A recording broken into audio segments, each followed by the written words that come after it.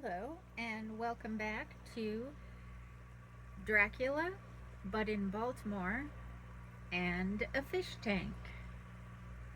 We are rejoining Jonathan Harker at the castle Dracula in um, Transylvania, and this is dated later, the morning of 16 May. God preserve my sanity, for to this I am reduced. Safety and the assurance of safety are things of the past. Whilst I live on here, there is but one thing to hope for, that I may not go mad, if indeed I be not mad already. If I be sane, then surely it is maddening to think that of all the foul things that lurk in this hateful place, the Count is the least dreadful to me, that to him alone I can look for safety, even though this be only whilst I can serve his purpose. Great God, merciful God, let me be calm, for out of that way lies madness indeed. I begin to get new lights on certain things which have puzzled me. Up to now, I never quite knew what Shakespeare meant when he made Hamlet say, "My tablets, quick, my tablets, 'tis meet that I put it down," etc. For now, feeling as though my own brain was unhinged, or as if the shock had come which must end in its undoing, I turned to my diary for repose. The habit of entering accurately must help to soothe me. The Count's mysterious warning frightened me at the time. It frightens me more now when I think of it, for in future he has a fearful hold upon me. I shall fear to doubt what he may say. When I had written in my diary and had fortunately replaced the book and pen in my pocket, I felt sleepy. The Count's warning came into my mind, but I took a pleasure in disobeying it. The sense of sleep was upon me, and with it the obstinacy which sleep brings as outrider. The soft moonlight soothed, and the wide expanse without gave a sense of freedom which refreshed me. I determined not to return tonight to the gloom-haunted rooms, but to sleep here, where of old ladies had sat and sung and lived sweet lives, whilst their gentle breasts were sad for their menfolk away in the midst of remorseful wars. I drew a great couch out of its place near the corner, so that, as I lay, I could look at the lovely view to east and south, and on thinking of, and on caring for, the dust, composed myself to sleep. I suppose I must have fallen asleep. I hope so. But I fear, for all that followed was startlingly real. So real that now, sitting here in the broad, full daylight of the morning, I cannot in the least believe that it was all sleep. I was not alone. The room was the same, unchanged in any way since I came into it. I could see along the floor, in the brilliant moonlight, my own footsteps marked where I disturbed the long accumulation of dust. In the moonlight opposite me were three young women, ladies by their dress and manner. I thought at the time that I must be dreaming when I saw them, for though the moonlight was behind them, they threw no shadow on the floor. They came close to me and looked at me for some time and then whispered together. Two were dark and had high, aquiline noses like the Count, and great, dark, piercing eyes that seemed to be almost red when contrasted with the pale yellow moon. The other was fair as can be, with great, wavy masses of golden hair and eyes like pale sapphires. I seemed somehow to know her face, and to know it in connection with some dreamy fear, but I could not recollect at the moment how or where. All three had brilliant white teeth which shone like pearls against the ruby of their voluptuous lips. There was something about them that made me uneasy, some longing, and at the same time some deadly fear. I felt in my heart a wicked, burning desire that they would kiss me with those red lips. It is not good to note this down, lest some day it should meet Mina's eyes and cause her pain, but it is the truth. They whispered together, and then they all three laughed. Such a silvery, musical laugh, but as hard as though the sound never could have come through the softness of human lips. It was like the intolerable, tingling sweetness of water glasses when played on by a cunning hand. The fair girl shook her head coquettishly, and the other two urged her on. One said, "Go on. You are first, and we shall follow. Yours is the right to begin."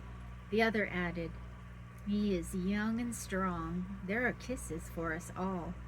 I lay quiet, looking out under my eyelashes in an agony of delightful anticipation. The fair girl advanced and bent over me till I could feel the movement of her breath upon me.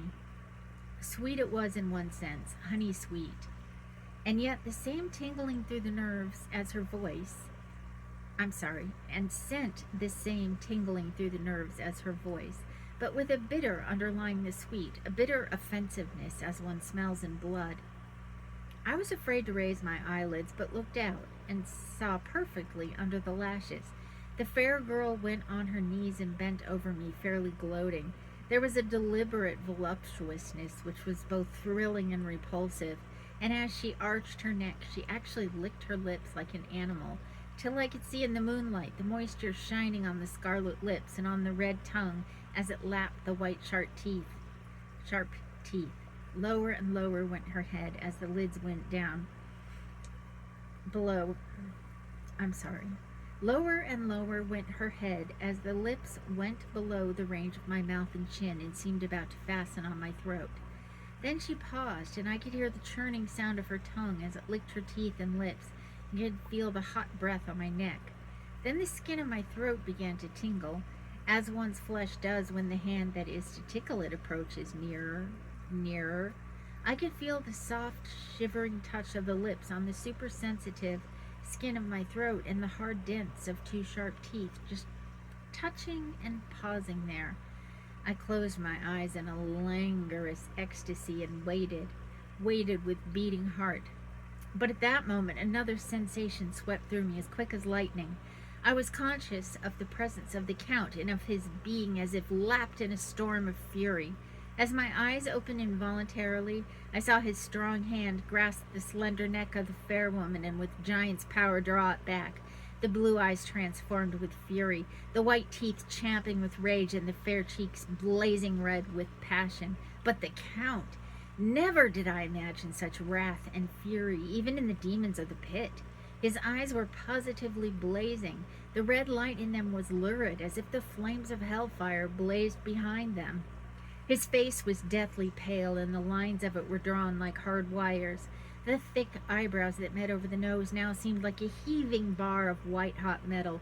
With a fierce sweep of his arm, he hurled the woman from him, and then motioned to the others, as though he were beating them back. It was the same imperious gesture that I had seen used to the wolves, in a voice which, though low and almost a whisper, seemed to cut through the air and then ring around the room, as he said, "How dare you touch him, any of you? How dare you cast eyes on him when I had forbidden it? Back! I tell you all, this man belongs to me. Beware how you meddle with him, or you'll have to deal with me." The fair girl, with a laugh of ribald coquetry, turned to answer him. "You yourself never loved. You never love." On this the other women joined, and such a mirthless, hard, soulless laughter rang through the room that it almost made me faint to hear. It seemed like the pleasure of fiends. Then the Count turned, after looking at my face attentively, and said in a soft whisper, "Yes, I too can love. You yourselves can tell it from the past, is it not so? Well, now I promise you that when I am done with him, you shall kiss him at your will. Now go, go. I must awaken him, for there's work to be done." "Are we to have nothing tonight?" said one of them with a low laugh, as she pointed to the bag which he had thrown upon the floor, and which moved as though there was some living thing within it. For answer he nodded his head. One of the women jumped forward and opened it. If my ears did not deceive me, there was a gasp and a low wail, as of a half-smothered child. The women closed round, while I was aghast with horror, but as I looked they disappeared, and with them the dreadful bag. There was no door near them, and they could not have passed me without my noticing. They simply seemed to fade into the rays of the moonlight and pass out through the window, for I could see outside the dim shadowy forms for a moment before they entirely faded away. Then the horror overcame me, and I sank down unconscious. Well, that's certainly something, although I don't know what. It sounds terrifying, though. Thank you for joining me, and I hope to see you again soon. There's one more entry in today's journal, which will be in a separate video.